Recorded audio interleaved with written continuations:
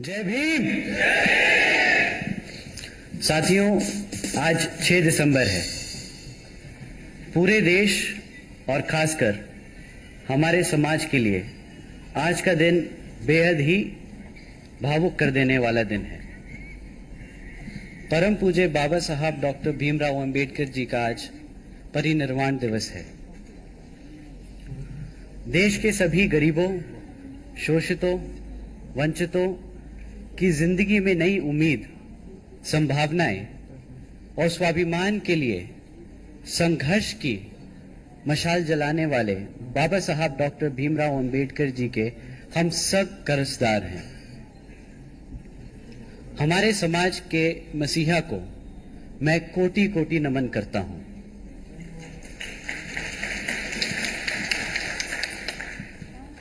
इससे पहले कि मैं आज की बात को शुरू करूं, मैं अपने देश में समय समय पर जन्मे सभी संतों, गुरुओं और महापुरुषों को नमन करता हूं, जिसमें खासकर हमारे महात्मा ज्योतिबा फूले, नारायणा गुरु, छत्रपति शाहूजी महाराज और मान्यवर साहब श्री कांशीराम जी को नमन करता हूं।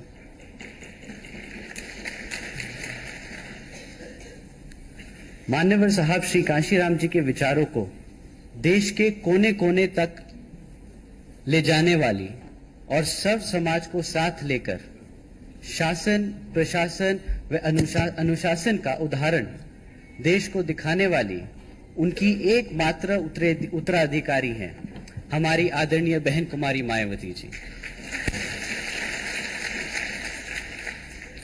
उत्तर प्रदेश की 4 बार मुख्यमंत्री, लोकसभा और राज्यसभा की कई बार सदस्य रही आदरणीय बहन कुमारी मायावती जी ने बाबा साहब डॉक्टर भीमराव अंबेडकर जी और मान्यवर साहब श्री कांशीराम जी के मिशन के लिए अपना पूरा जीवन समर्पित कर दिया।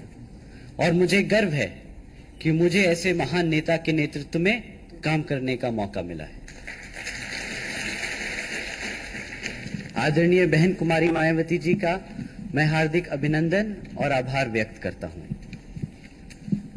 आज जयपुर में यहां राजस्थान के कार्यकर्ता सम्मेलन में मेरे साथ मंच पर उपस्थित बीएसपी के राष्ट्रीय उपाध्यक्ष माननीय श्री आनंद कुमार जी, बीएसपी के राष्ट्रीय कोऑर्डिनेटर और राज्यसभा सांसद माननीय श्री रामजी गौतम जी, राजस्थान प्रदेश प्रभारी श्री सुरेश आर्य जी, श्री सीतारमन मेघवाल जी, श्री हरीश सिंह जी, श्री अमर सिंह जी और मंच पर उपस्थित सारे कार्यकर्तागण, बहुजन समाज पार्टी प्रदेश अध्यक्ष श्री भगवान सिंह बाबा और साथ ही कमेटी के सभी सदस्यगण, जिला कमेटी, विधानसभा कमेटी, सेक्टर कमेटी और बूथ के कार्यकर्तागण, हमारे बीडीएफ के जवान सिपाहियों और दूर दराज से आए हुए बहुजन समाज पार्टी के समर्थकों का मैं स्वागत व अभिनंदन करता हूं।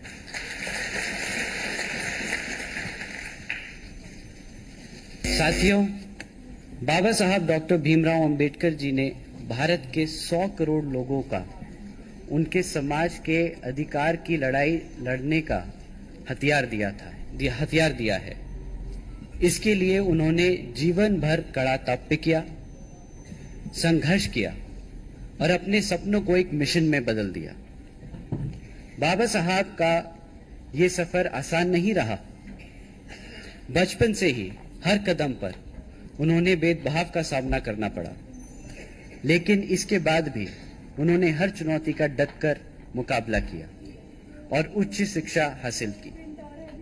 उस जमाने में वो विदेश से शिक्षा हासिल कर बाबा साहब चाहते तो एक आराम की जिंदगी बिता सकते थे, लेकिन उन्होंने अपने जीवन को एक मिशन में बदल दिया और मिशन था एक समता मूलक समाज की स्थापना करना। बाबा साहब डॉक्टर भीमराव अंबेडकर जी ने इस समाज में अशिक्षित, छुआछूत को हटाने के लिए व बराबर की हिस्सेदारी के लिए अपना जीवन समर्पित कर दिया और लोग आज भेदभाव और छुआछूत से आजाद हैं। साथियों, समता मूलक शासन और सामाजिक व्यवस्था पर आधारित एक मजबूत लोकतंत्र स्थापित करने के उद्देश्य से मानवतावादी संविधान देकर बाबा साहब आज ही के दिन हम सबको छोड़कर चले गए। हमें आज निश्चय करना होगा कि हम बाबा साहब के दिखाए मिशन को पूरा करेंगे। हमें आज निश्चय करना होगा कि हम एक समता मूलक समाज की स्थापना करेंगे। हमें आज निश्चय करना होगा कि हम समाज के हर वर्ग को साथ लेकर बाबा साहब के सपने के भारत को बनाएंगे। हम वादा करते हैं कि बाबा साहब के दिखाए रास्तों को कभी छोड़ेंगे नहीं। हम वादा करते हैं कि आत्मसम्मान और स्वाभिमान के कारवां को कभी रुकने नहीं देंगे। हम वादा करते हैं कि चाहे जितना संघर्ष करना पड़े, हम बाबा साहब के सपनों का समता मूलक देश बना के उनके सपनों को और उसका शासक बन के मिशन को हर हाल में पूरा करेंगे। साथियों, बाबा साहब ने संविधान सभा की अपनी कंक्लूडिंग स्पीच में नए बन रहे राष्ट्र की चुनौती की ओर संकेत किया था और उन चुनौतियों से निपटने के तरीके भी बताए थे। बाबा साहब का मानना था कि राष्ट्र निर्माण में सबसे बड़ी समस्या आर्थिक और सामाजिक गैर बराबरी की है। संविधान सभा के अपने इस आखिरी भाषण में बाबा साहब ने आर्थिक और सामाजिक गैर बराबरी को खत्म करने के लिए एक राष्ट्रीय एजेंडा तय किया। बाबा साहब की वजह से ही संविधान के मूल अधिकारों में इक्वल अपॉर्चुनिटी यानी अवसरों की समानता का प्रावधान रखा गया, जिसके तहत देश के सभी शोषितों, वंचितों और गरीबों के लिए आरक्षण के विशेष अधिकार का प्रावधान संभव हो पाया। सभी को बराबरी का मौका मिल पाए, यही बाबा साहब के समता मूलक समाज का मूल आधार था। साथियों, बाबा साहब के इस सपनों को मिशन बनाया मान्यवर साहब श्री काशीराम जी ने, और इसे हकीकत कर दिखाया हमारी आदरणीय बहन कुमारी मायावती जी ने। इसमें कोई शक नहीं कि आदरणीय बहन कुमारी मायावती जी के नेतृत्व वाली बहुजन समाज पार्टी के 4 बार के शासनकाल में समाज के हर वर्ग को साथ लेकर एक बेहतर भविष्य की नींव रखी गई। हम सब भली भांति जानते हैं कि संविधान में मिले अधिकारों के बावजूद हमारे साथ क्या व्यवहार किया जाता है। इसलिए आज बाबा साहब डॉक्टर भीमराव अंबेडकर जी के परिनिर्वाण दिवस के मौके पर मैं फिर से आप लोगों को कहना चाहता हूं कि शोषितों, वंचितों और गरीबों के ये हक की लड़ाई अभी खत्म नहीं हुई है। इस लड़ाई को आगे बढ़ाने के लिए आपको अपनी पॉलिटिकल पार्टी यानी आपकी अपनी बीएसपी को हर स्तर पर मजबूत करना होगा और केंद्र व राज्यों की राजनीतिक सत्ता की मास्टर चाबी खुद अपने हाथों में लेनी होगी। ताली बजा सकते हैं। बहुजन समाज पार्टी ही वो एक लौती पार्टी है जो समाज के हर वर्ग को साथ लेकर चलती है। हम किसी का हक मारते नहीं और किसी को किसी का हक मारने देते नहीं।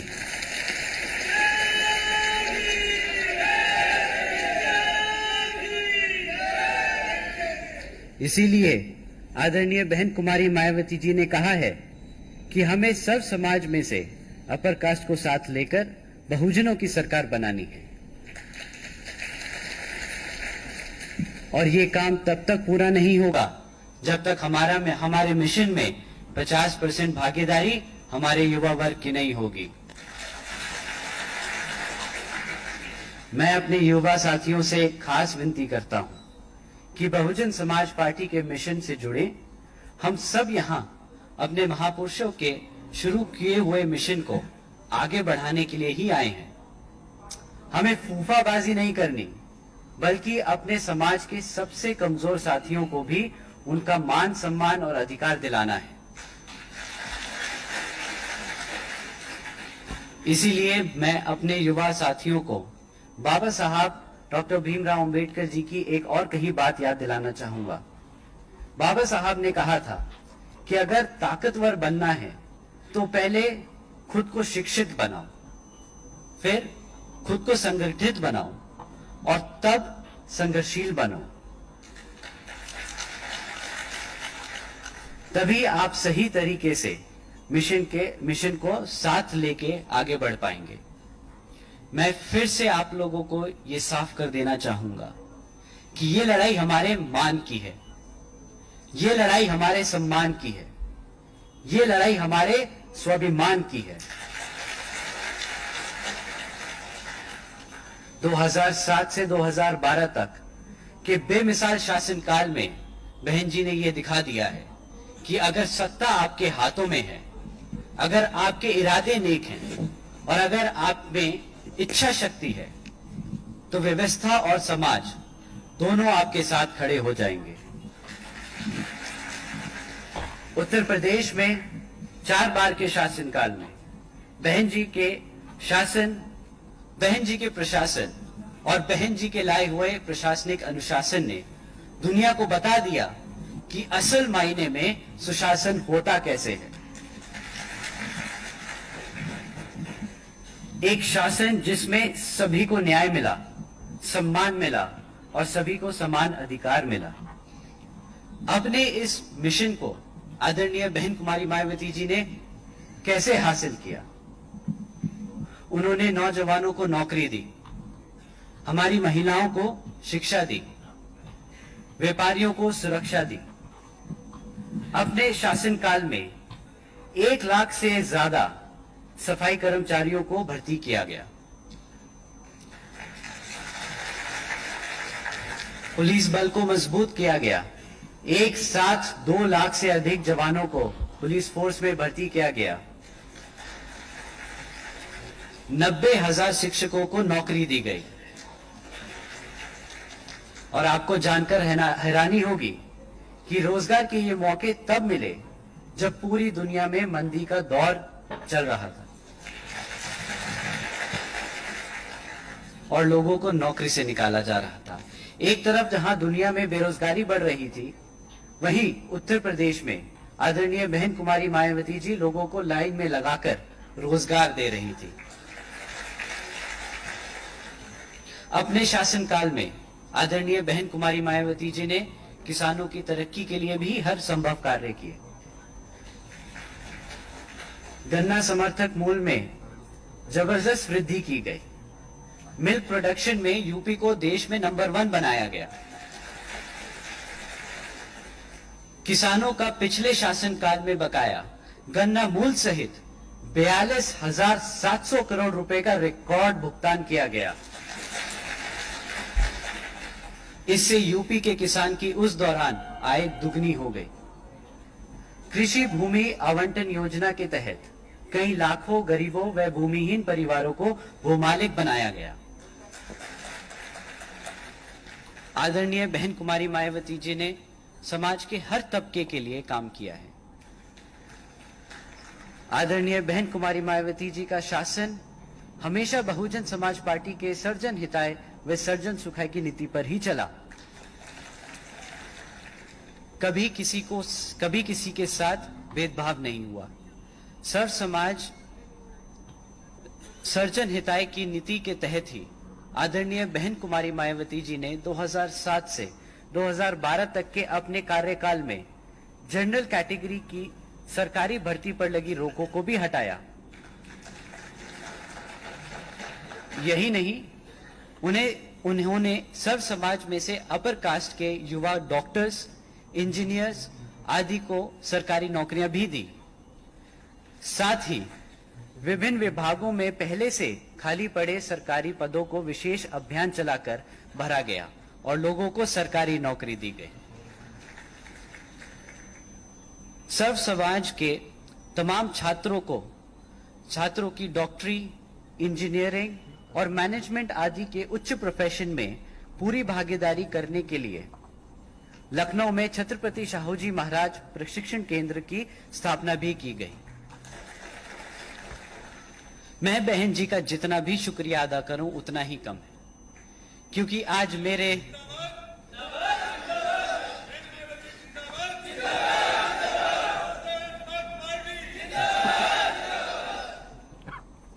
मेरे जैसे न जाने कितने नौजवान उनके संघर्षों की वजह से अपने पैरों पर सम्मान के साथ खड़े हैं।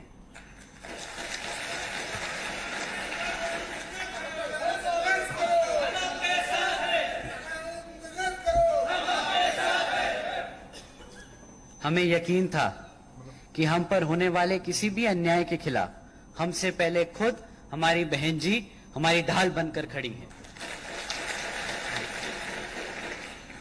विरोधी पार्टियां डरती हैं बहन जी की सोच से। विरोधी पार्टियों को डर है बहन जी की ताकत से। विरोधी पार्टियों को डर है बहन जी के शासन से। वो सोचते हैं कि आखिर कैसे बहन जी के सत्ता में आते ही अपराधी प्रदेश छोड़कर भाग जाते हैं, कैसे बहन जी का नाम सुनकर उत्तर प्रदेश के सो कॉल्ड माफिया, बाहुबली, गुंडे थर थर कांपने लगते थे। 1995 में जब बहन जी पहली बार मुख्यमंत्री बनी तो शासन में आते ही उन्होंने करीब 1,45,000 अपराधियों पर गुंडा एक्ट लगाकर उन्हें जेल भेज दिया। और यही वजह है कि जब भी आदरणीय बहन कुमारी मायावती जी सरकार में आती हैं तो तब अपराधी प्रदेश छोड़कर भाग जाते हैं। और यही वजह है कि बहन जी के राज में हर वर्ग के लोगों को सुख और शांति से रहने का मौका मिलता है।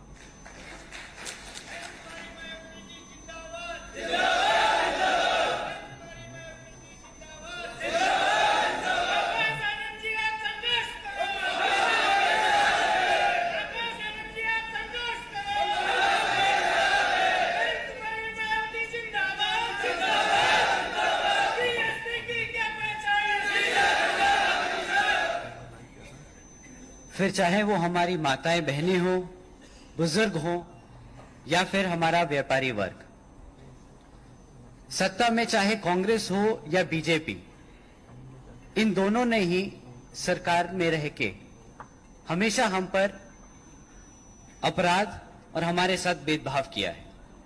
राजस्थान में कांग्रेस का राज्य है और पूरे देश में राजस्थान ही वो राज्य है जहां हमारे समाज पर सबसे ज्यादा अत्याचार होता है।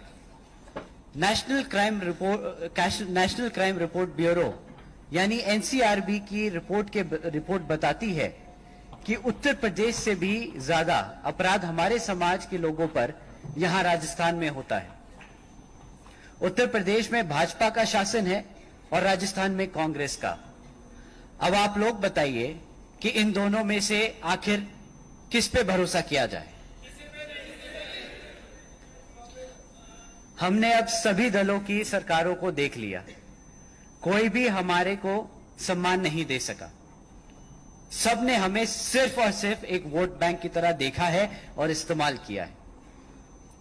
और हमारे बड़े कह गए हैं कि जिंदा कौमें 5 साल इंतजार नहीं करती।